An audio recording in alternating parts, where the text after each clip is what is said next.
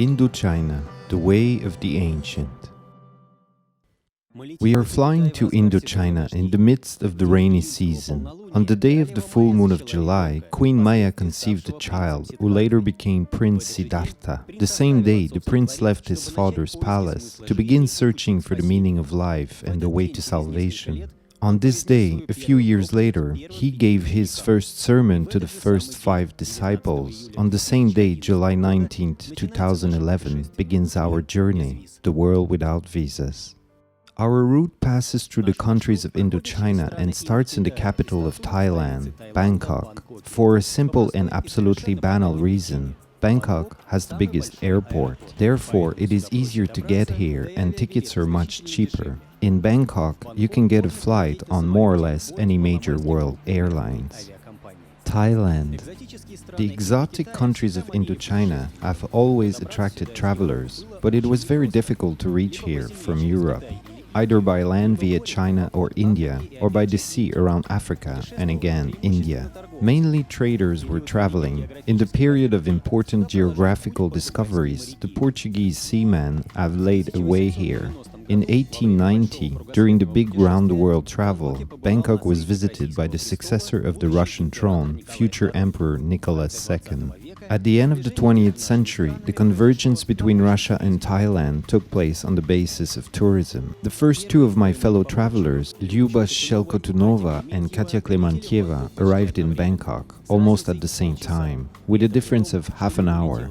Even considering that Lyuba flew from St. Petersburg and Katya from Yuzhno-Sakhalinsk. Both of them take part for the first time in traveling within the World Without Visas project, and they are also abroad for the first time. Both were a little nervous.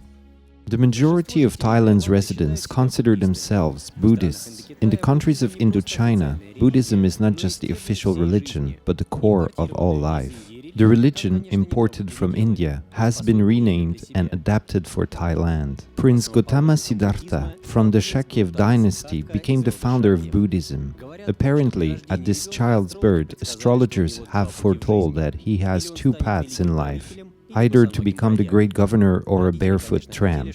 His parents, of course, wanted their child to choose the first option. For this reason, they tried to enclose him in every possible way from real life, having surrounded him with care, guardianship, and luxury. So the prince lived until the age of 29 as in a peculiar incubator, and for this reason the collision with life's realities, illness, feebleness, and death, became the strongest shock for him. The prince abandoned his wife and newborn son and went on a quest for truth, a way that will help to completely and forever get rid of sufferings.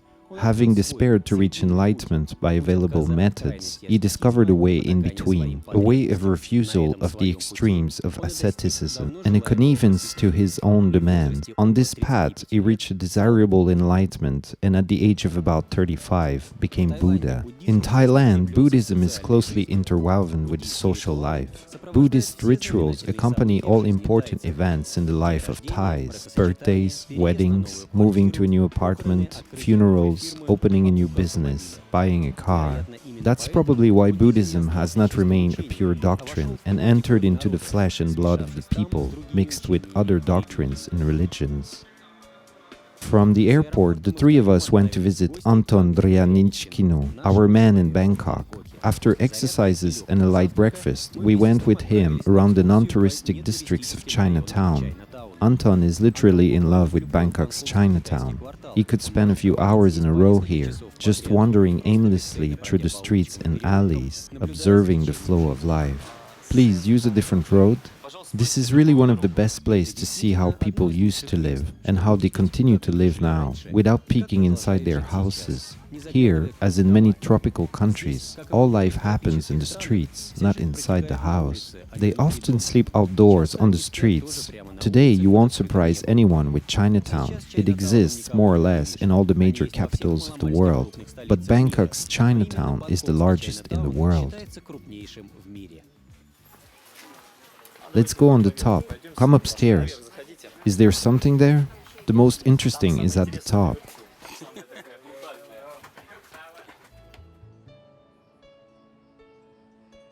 Thai people have a saying, to be a Thai means to be a Buddhist. Every man over 20 years old has to become a monk, just like in the neighboring countries of Indochina, Myanmar, Laos, and Cambodia. They don't have to become monks for a lifetime, as for example in Christianity. They can plug into the monastic environment, at least temporarily, for a short time, from 7 days. But every man must do it. It is even more compulsory than the service in the Russian army. Only after receiving the monastic experience, a man can be considered a full member of society and may marry or take an important governmental position.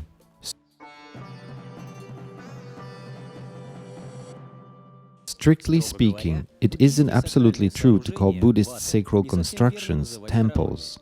A wat is a complex of buildings surrounded by walls or stupas. Wat is an especially esteemed and protected place, the center of public life, both in villages and in the cities. It is the place of worshipping of gods, national religious holidays, and the center of religious training and education of the younger generation. The wat are usually constructed in commemoration of the crowning of a new king, a victory over the enemy, or for the purpose of improvement of karma. In 1782, the general Shakri, the founder of a new royal dynasty, liked the place where the fishermen's village stood. Here he constructed the royal Wat Phrakeo. Wat Phrakeo stands as a classical example for the Thai Buddhist temples, a free mixture of Buddhist and Hindu symbols, decorative effects and bright colors. Broad application of stained glass windows and ceramics are characteristic of the style. Practically all temples in the 19th and 20th centuries have been built in this style. Only 56 kilometers to the west of Bangkok, in Nakhon Pathom, there is the oldest Buddhist stupa of Thailand, Phra Pathom. The legend says that when Buddha died, his pupils were in grief and despair. His best pupil, Anand, asked the teacher if it would be possible to immortalize him. Buddha answered, "There is no need to immortalize me, but the doctrine." However, the pupils insisted. Then Buddha gave them a hint, to put over his ashes, after his cremation, a small hillock of the earth. Just the same kind of mini barrows began to appear over the remains of the closest Buddha's pupils. In the rain seasons, they were quickly washed away. To protect barrows from destruction, they began to surround them with stones. They made bases and pedestals. This is how the classical form of a stupa and its separate initial elements was gradually created. From the stupa in Nakhon Pathom, we went towards Kanchanaburi by bus. We wanted to pass by the Death Road. It is famous for its battles near the Pacific Ocean during World War II. The most impressive engineering construction on this road, the bridge through the Kwai River. The labor of 60,000 Australian, American and English prisoners of war was used in its construction. By means of heroic efforts and slave labor, in October 1943, the road was completed and open for the traffic. But in 1944, the bridge on the Kwai River was destroyed by the English aviation. It was restored after the war, mainly as a memorial to those who died during its construction. If a person is familiar with Buddhist doctrine, then he knows that infliction of harm to any living beings harms is karma. And to correct karma, it is important to make good acts and affairs, including the affairs committed not only in this life, but also during the previous life cycles. As a requital for our efforts, a good reincarnation awaits us. But it will be possible to reach this goal only if in the chain of all our reincarnations, we respect the strict ethical standards ordered by Buddhism.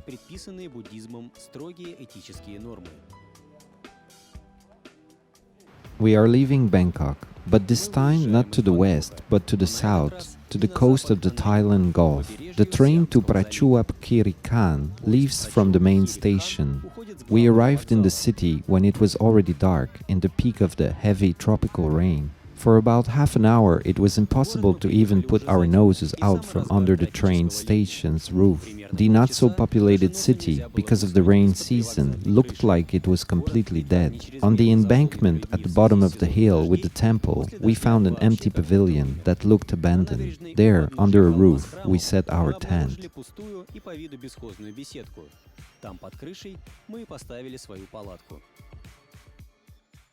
From the point of view of the supporters of Theravada, the achievement of nirvana is a long and difficult process, requiring enormous efforts. This can only be done if a person is completely free from worldly occupations. It is necessary to devote the whole life to one purpose, to reach enlightenment.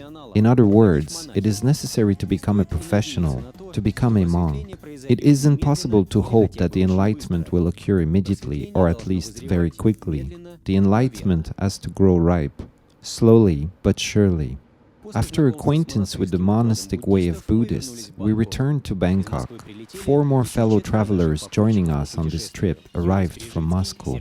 Yuri Sprezitsky, Sergei Chernyshev, Vitaly Melnichuk, and Viktor Lyamyshev. What are your first impressions of Bangkok? The first impressions got given that they wouldn't be the last ones. Generally, it is not really hot, it is very comfortable. We feel like staying here longer, and at the same time, we want to leave from here soon. Cambodia.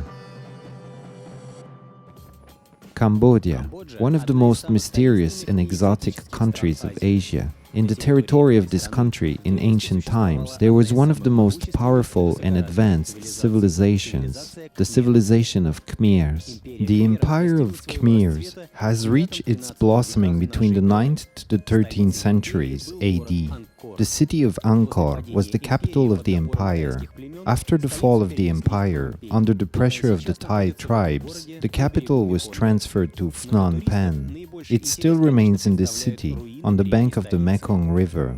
It still remains in this city, on the bank of the Mekong River, but ruins of the ancient capital, of course, are of the greatest interest to tourists.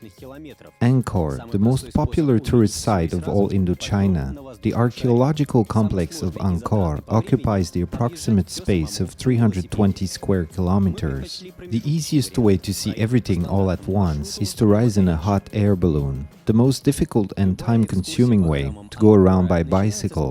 We have chosen an intermediate option, to pass along a standard route on a motor rickshaw. Any excursion on Angkor's temples begins with a visit to Angkor Wat. It strikes with its huge size and full symmetry to all 4 sides of the world. Even the name of the temple means the city temple, that clearly describes its scale. In fact, on the territory of 200 hectares, which is occupied by Angkor Wat, almost any medieval European city could be placed, and here is a single temple. Initially, it was devoted to the Hindu god Vishnu, the divine patron of the empire of Khmers. The structure of Angkor Wat can be seen as a giant Hindu cosmogonic model of the universe. In the center of the entire universe is Mount Meru, the abode of all the many Hindu gods. Meru is surrounded by the waters of the oceans, which are floating continents. The boundaries are formed by ocean ridges and rocky mountains. Inside Mount Meru is hidden the phallus of Shiva. In Hinduism, it was the symbol of the life-giving force. In the 12th and 13th centuries, in Angkor, there was a peak of construction activity, coinciding with the peak of power of the Empire of Khmers. The daily program is finished. It is possible to relax, meditate, or just sit on the warm stones to relax the tired feet. Tomorrow, we will be on our way again. We go to Laos. Laos. In the countries of Indochina, for the independent travelers, there is always a temptation to give up their autonomy for a little while and to use the services of one of the many travel companies. In addition to standard tours, these companies always have a huge selection of tickets to all the popular tourist destinations. Of course, any place can be reached by public transport or by hitchhiking, but tourist buses are more convenient, faster, and cheaper. At the crossing in Nakasong town, we arrived already in complete darkness. Fortunately, the crossing as it appears also works during nighttime. We are shipped in long wooden boats with suspended motors. When we sailed away from the mooring, the way was lit only by the full moon. Neither signal lights nor beacons or borders on the waterway. Only the wide, smooth surface of the Mekong. Mekong, one of the greatest rivers of Asia and the biggest river of Indochina, extends on 4,350 kilometers, from Tibet to the South China Sea. Interestingly, the widest part of the river is not in the mouth, as usual, but near the Laotian-Cambodian border. In the rainy season, the river overflows 14 kilometers away. In the dry season, the Mekong grows shallow, and on the surface, thousands of islands and islets appear. Their exact number is difficult to calculate. The result will depend on what kind of piece of land to call an island, and some are only a stone, a rock, or a shoal. But the ancient Laotians were still able to count them, so they named the area Sipandon, which means the district of 4,000 islands. We crossed the Mekong River already for the third time in the last 2 days. And on our way to the north, practically across all Laos, we will pass near this great Asian river. The following stop, Vientiane. Across Vientiane, it is more practical to ride a bicycle instead of a motorbike. This type of transport corresponds more to the slow local lifestyle. There are relatively few attractions here, and they are all located within a few minutes leisurely drive from each other on a broad and almost empty transport road.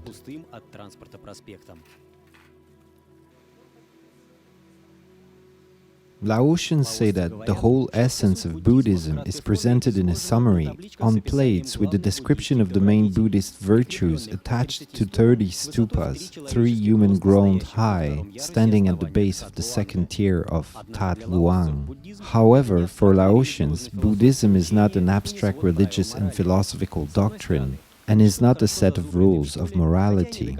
On one hand, they respect the Buddhist postulates and dogmas well studied at school, although not completely clear, and on the other hand, improve with its elements the deep-seating beliefs in spirits and magic. Thailand.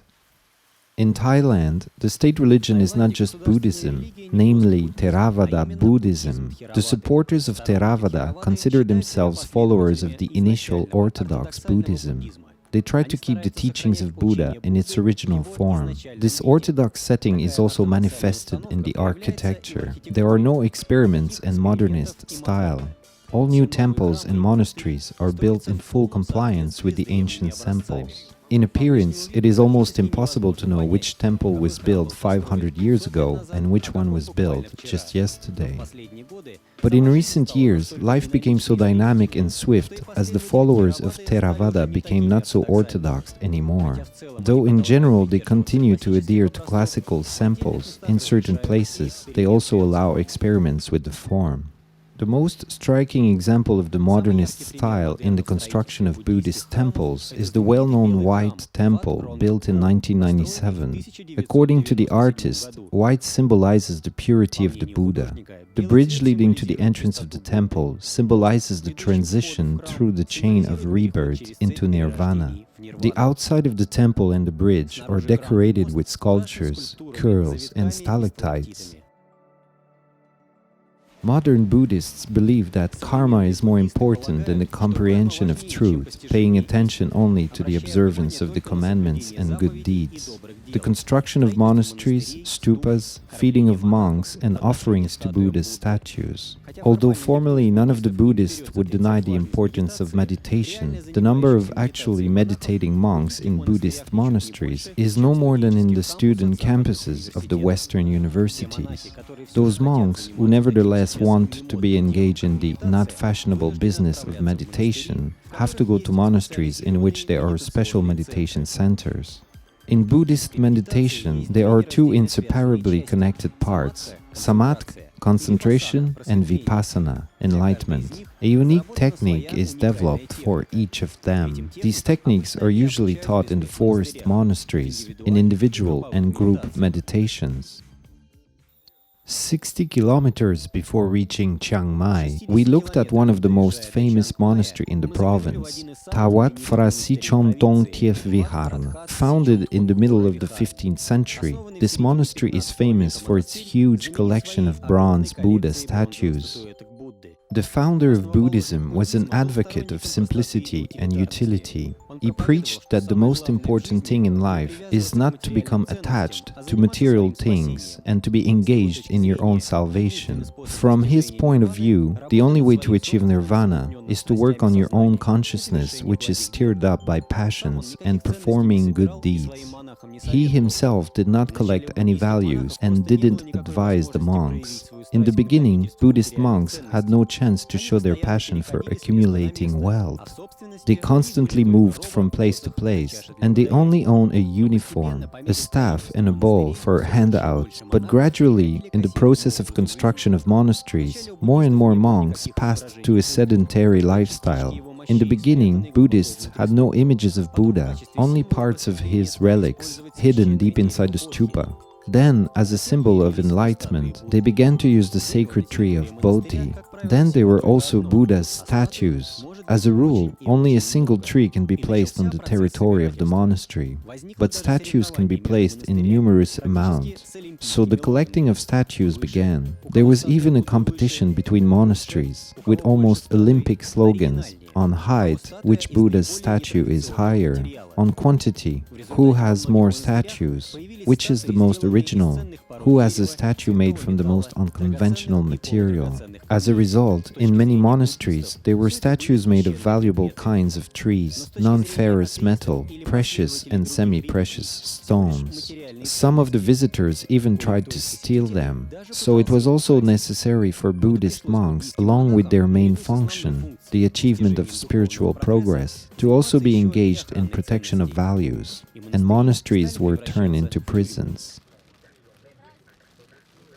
We have once again returned to Bangkok, completing a large circle through Cambodia, Laos, and northern Thailand. For two of our traveling partners, the trip across Indochina comes to an end. Lyuba Shelkotunova and Viktor Lyamichev depart to Moscow, and the five of us go to Myanmar by plane.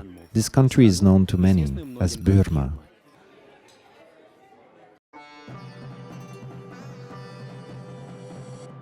Approximately 25 kilometers west of Moniwa are the famous Po Wing Dong caves. We are going there. Ferries depart from the central promenade. Locals, together with trunks and motorcycles, are transported on them from one coast to another. But for foreigners, there is a special ferry. Actually, they are the same wooden boats, not different from boats for locals. The only difference, only foreigners are transported by them. The Po Wing Dong caves are not created in mountains, but in big hills of soft limestone. According to archaeologists, people lived in local caves from time immemorial, since the Stone Age. The same caves were chosen by ancient hermits and saints. When Buddhism came to Burma in these caves, the first Bhikkhu Buddhists were engaged in meditation. Later appeared a cave monastery. There were so many monks that the natural caves weren't enough for everyone anymore. and new caves began to be cut down into the soft limestone, only by hand and with simple tools. It is possible to wander from cave to cave for a very long time. There is a complex system of tracks, transitions, and stone ladders. After all, here is one of the richest collections of murals and statues, not only in Myanmar and Indochina, but also throughout Southeast Asia. Myanmar. Only a small part of the Shan state is open for tourists, the triangle between Pindaya, Kalo, and Inli Lake. All who are attracted to hiking with a backpack and trekking just come here. We walk like we have escaped from prison and we try to break away from a possible pursuit. We have turned on a track off-road to go sharply down to the coast of the Inli Lake, translated from Burmese, the small lake. The boat was already waiting for us. Taking advantage of the relatively shallow depth of the Inli Lake, local residents began to build their villages right on the water. Houses are built on stilts. They make a light wooden framework, and then this construction is sheeted with bamboo-weaved mats. According to the teachings of Buddhism, in order to get rid of suffering and attain nirvana, you have to follow the Noble Eightfold Path. The first stage, a proper understanding of the Four Noble Truths of Buddhism. Only after this understanding, there is a determination to limit their passions and desires for the sake of liberation from suffering and to achieve nirvana. Righteous determination leads to righteous speech, to tell the truth, not to speak evil of anyone, and not to wish evil. The righteous words generate righteous deeds. The righteous deeds lead to righteous living, not to bring harm to the living. Righteous living, a source of righteous thoughts, thoughts customized just for good. Righteous thoughts generate righteous intentions. Spirit governs the flesh and not vice versa. Righteous thoughts contribute to righteous contemplation, the ability to focus and control the inner life. Following the Noble Eightfold Path, any person will be able to find truth and attain nirvana. The path is well known and described by those who passed through it, starting with Buddha and his closest pupils. But to follow this path until the end is very difficult. Do the modern residents of Indochina manage to complete it? Retaining the former power in religious buildings and churches, today Buddhism is still in decline. In 2 weeks, we have made a full circle across Myanmar. Our travel over this country began with the bus of Motherland 2 Hotel at the airport, and on the same bus we come back here. Our flight isn't delayed, although this is a common